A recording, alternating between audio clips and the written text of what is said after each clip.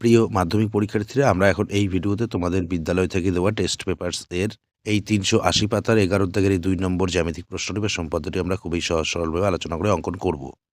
তো আমরা প্রথমে দুটি সরল রেখাংশ নেব, একটি হচ্ছে ৬ সেমি আর অপরটি হচ্ছে এই ৪ সেমি। আমরা স্কেল দ্বারা সরল রেখাংশ দুটি নেব। এটি হচ্ছে ৬ সেমি আর এটি হচ্ছে ৪ সেমি। আমরা এখন এখানে একটি বড় মাপের রশ্মি নেব। এখন আমরা পেন্সিল কম্পাস দ্বারা প্রথমে এই ৬ সেমির পরিমাপটি নেব, নিয়ে এই এ বিন্দুতে বসিয়ে আমরা ডান দিকে একটি বৃত্তচাপ কেটে নেব।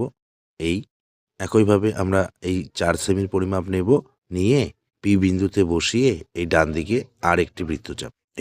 এখন আমরা এই এসি সরল রেখাংশটিকে সমদ্বিখণ্ডিত করব। তো তার জন্য আমরা পেন্সিল কম্পাসের কাঁটাটি এই সি বিন্দুতে বসাবো, বসিয়ে আইডিয়া করে এই এসি সরল রেখাংশের দৈর্ঘ্যের অর্ধেকের বেশি নিয়ে এই উপরে একটি বৃত্তচাপ কাটবো এবং নিচে একটি বৃত্তচাপ কাটবো। এই পরিমাপটি আমরা এই এ বিন্দুতে বসাবো, বসিয়ে উপরে ও নিচে আরেকটি করে বৃত্তচাপ কেটে নেব। এখন আমরা স্কেল দ্বারা এই দুই বিন্দু যুক্ত করে এখানে সমদ্বিখণ্ডকটি অঙ্কন করব।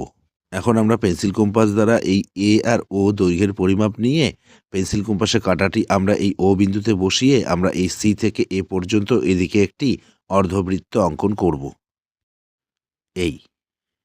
এখন আমরা এই বি বিন্দুতে এখানে একটি লম্ব অঙ্কন করব। তার জন্য পেন্সিল কম্পাসে আমরা যে কোনো একটি পরিমাপ নেব, নিয়ে এই একটি বৃত্তচাপ কাটব। এরপর এই পরিমাপটি আমরা এই যে এখানে বিন্দু পেয়েছি এখানে বসিয়ে এই বৃত্তচাপের উপরে আরেকটি বৃত্তচাপ কাটব। এরপর এই যে এখানে বসাবো, বসিয়ে এই পরিমাপটি দ্বারাই এই আরেকটি বৃত্তচাপ বড় করে, এরপর এই যে এখানে বিন্দু উৎপন্ন হচ্ছে এখানে বসাবো, বসিয়ে এই বৃত্তচাপের উপরে আরেকটি বৃত্তচাপ কেটে নেব। এখন আমরা এই দুই বিন্দু যুক্ত করে এদিকে লম্বটি অঙ্কন করব। আমরা সম্পাদ্যটি অঙ্কন করলাম। সম্পাদ্যটি অঙ্কন করে আমরা এই সম্পাদ্যটির নিচে এই লাইনটি ভালোভাবে লিখে দেব।